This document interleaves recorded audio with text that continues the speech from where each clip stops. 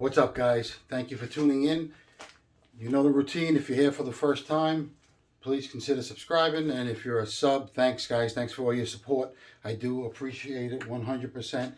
You know, before this channel ever started, there was a point in time that I was very sick, and my wife and kids purchased me an Apple TV. I was in bed. I was in bed for 24 hours a day in pain, sweating, just changing the sheets every 2 hours. It was a complete nightmare when I was sick.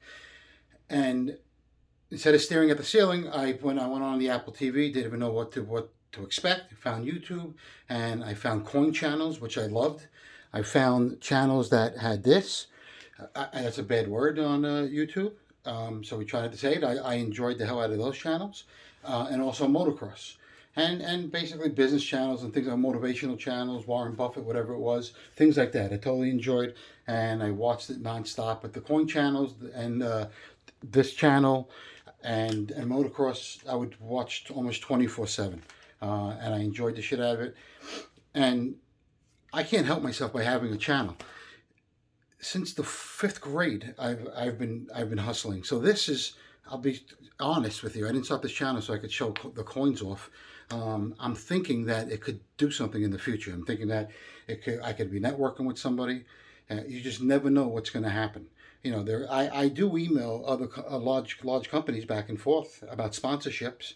By no means are they going to do anything with me right now, but they already know the name. Some of them already know who I am because I email them. If you read the emails, it would be hysterical. And tonight's video, there's basically two things. Let's just get straight to the point. So these series of videos that I'm doing, which it's, believe it or not, it's work. I would rather be watching them than making them, but my desire to make money and earn, it outweighs everything. I love business, I enjoy business, and that's what this channel was. But basically, I talk business, and I want to network, and like I said 100 times, and I want to make money. So, and I have people reaching out, and they're asking serious questions. And I have people following me. If you read the comments, I don't know exactly how many, but I'm going to copy the comments. There are people that halfway through a 1 ounce roll. There are people halfway through a quarter roll, of 10% through a 1/10 of a roll. So it's pretty motivating to see that. So there's a bunch of people saving money, and this is just excess money that you have laying around. Just send it out. And I personally think, if you cannot save money when you're not making a lot of money, you're not going to save money when you're making a lot of money. So it's important just to save. Just take your money and send it away. I don't buy gold. I'm only buying this, and most of you guys know already, I'm filling up these rolls, and we're going to liquidate everything and purchase real estate. You know, I've done it once before. I got up to 150, 175,000, liquidated everything and gave it to a jeweler. And that was a bumpy relationship. That was a bumpy ride, that business transaction, I can tell you that. But it ended up being good, and everything will end up working out great. You know, this time around, we're going to liquidate everything, and we're going to buy real estate. And I'm speaking to other investors that want to come in. So it's nothing but positive things could come out of trying to network with other people. So I think if you're an entrepreneur, you have to be doing this. You know, it's just like I said earlier. It's in me, man. It really is in me. I have no choice. I want to get ahead, and I'm sure most of you guys want to get ahead. So if you've been thinking about doing a channel, just do it. It's not the easiest thing. Don't get me wrong, but if you just do it, who cares? You make mistakes, people laugh at you. Listen, I'm the last person that should be doing a channel. There's no question. I can name 10 other guys that I know personally that could do channels. I would watch, and they would blow up. They'd be hysterical. But you know, another thing is not if, I think it's when some of you entrepreneurs out there step up and start doing a channel. It really is. It's not if, it's when, because technology's not going anywhere. This networking's not going anywhere. And so you got to be in it to win it, they say, right? So real quick, and this, again, like I said, is a business channel. Right now I'm doing something. I'm playing chess, and you guys are playing checkers. I'm only kidding, but what I'm doing is I'm dragging you on to the end of this video. So I'm going to make you stay on the entire video. Watch, because there is something exciting at the end. There really is. You're going to stay on to the end of the video, and who knows? You know, that benefits me. And business-wise, it benefits me. And what they do is, and you want to, I did that 50-second short. That's going to bring people. I do a nice... you know, that little video that I did, that will bring someone new. Most likely, it's almost a guarantee that will bring someone new. And then I'll have a nice, you know, then you have to have a nice thumbnail. And then it's my job to try to keep you to the end. You know, people, I'm not the only one doing a video. Obviously, there's a million of YouTubers out there, and they're all fighting for your attention and your time, and YouTube pays well for that. And never mind what they pay. You also get the network. People see who you are. They see if you're honest or you're a scammer. I'm as honest as the day is long. So anyone I do business with is not to ever worry about getting screwed or scammed. There's no question about it. I actually trust too many people. So let's do the opening. So as obviously we're trying to fill up a whole roll of the ½ ounce. So I already opened it. This is what came in the envelope. We'll get rid of it. So I ordered this time from, I just randomly order from places. I don't always look at prices. Sometimes I do, sometimes I don't. I know gold is going down right now, but it doesn't matter where gold goes. I mean, it matters. I don't want it to tank, or it's not. I don't care if it tanks. What I'm trying to say is, if you're going to cost average in, if you're going to spend a little bit of money every week, every month on the item, it doesn't matter. You're going to buy it at 1,800 an ounce. You're going to buy it 18¼ an ounce. You're going to buy it all over the place. So let me just zoom into this coin so you guys can see it. Actually, before I zoom in, I'm going to take it out of this plastic, and we're going to see if we could get it in that bucket without missing. Hey, finally. All right, so let's see how many we have. I believe there's 40 in a roll. Let's see what we're up to. So we're counting. We know there's 40 of them. And so what I'm going to do is I'm actually going to bring this over. All right, so we're not almost there. I don't even think we're halfway yet, but let's, I'm going to count them up right now. Hopefully I can do it on the monitor. 1, 2, 3, 4, 5, 6, 7, 8. All right, so this is a stack of 10, so that's 18. And so there's 40 that come in here, and there it is right there. So we got a long way to go. So we just bought one extra coin, and that's all there was today, one coin. But that's what saving's about. It doesn't matter if it's a lot or a little. Just keep consistently sending it away, putting it away, and before you know it, you'll be all right. I'm just going to zoom in on these coins so you can get a good look at them. You know, this journey, it wasn't an easy one by any means. We started buying one 10th ounce at a time. If I was able to buy 5 at a time, I would buy 5. They're roughly $200 a piece. If I had a good week or a bad week and I could buy one, or I couldn't buy any. Sometimes I just put $40 away. I'll put it in my top drawer. But it all adds up at the end of the day. So slowly but surely, obviously, we're going to fill them up. But saving money and for like being an entrepreneur for real estate, that's only part of the struggle. At the same time, when I was buying these coins, or as I'm buying these coins, at the same time, I'm fixing my credit as well. It was down probably around 500 when I first started this business. And now it doesn't matter where it is now, but it's a lot better than what it was, and it's going higher. I plan in the next 6 months, I hope, to obviously my goal is to fill these up, but I think in the next 6 months is when I'm going to buy the building, my first building while I'm out here in Florida. And one of the reasons why I purchased Eagles was because it's the easiest thing to sell. Like I said earlier, there was a time that I liquidated around $150,000 worth of stuff and gave gold and platinum and whatever else, and gave the money to a jeweler for an investment. It was such a pain in the ass for me to sell some of the items that I had. I was going back and forth with Atmex, and it was a pain in the ass. A one proof coin of this, because there was a lot of nice things that I like and I want to buy. However, this is strictly bullion. This goes with the price of gold up and down. It doesn't matter. And they're going to give you a little bit of a premium, give or take. And these are the easiest things to sell. So when I'm ready to buy, I'll make one phone call, and this is just as liquid as water. I will be able to send it out.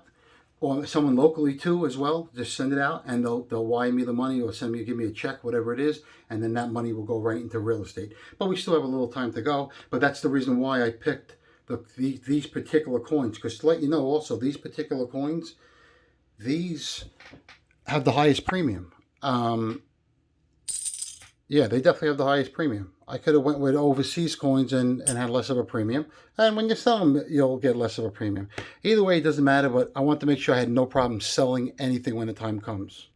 And this is not really changing the subject, and there's no better feeling for me to put things from, like, let's say 3 years ahead of my thoughts, 3 years ahead, and I have short-term goals and long-term goals, and you start seeing them to come true. It's nice to see it, and anyone can do it. It doesn't matter. It doesn't matter your race. Doesn't matter your income. It doesn't make a friggin' difference. You have to have the right mindset. There'll always be someone bigger than you, just like there's probably always be someone tougher than you. It is what it is. However, you don't need to be the richest, and you don't need to be the toughest. Forget the toughest. You don't need to be the richest on the block. So if you're killing it, it's okay. That's good enough. You don't have to. You got to pick your battles, so to speak. So, guys, what's something you guys don't know is you've been staying along because there's something coming up that's quite intriguing. What I was trying to do is I was trying to keep everyone intrigued for at least 8 minutes, because after 8 minutes is when YouTube they put extra advertising on your channel. And now if you could do one advertisement, you could do 3 advertisements, and trust me, there's no money being made, but there's a good chance in the future there could be. So again, if you're an entrepreneur and you want to grab your kahunas and give this a shot, do it. I mean, the odds are you're going to be better than me, so just use me as a guideline. And I wish you the best of luck. So let me tell you what's going on here. While I'm telling you the story, I'm going to just play with my coins, I guess. For those of you that have been following the journey, which there is quite a few of you, most of you... Oh, by the way, Mikey P, I got your Christmas card. And I got your... thank you, Mikey. It's pretty crazy. The mail's pretty slow. However, I got it. Thank you very much. I'm glad I got it. I've said this once before. I have the best subscribers on YouTube. I don't care. Hands down. No one's better.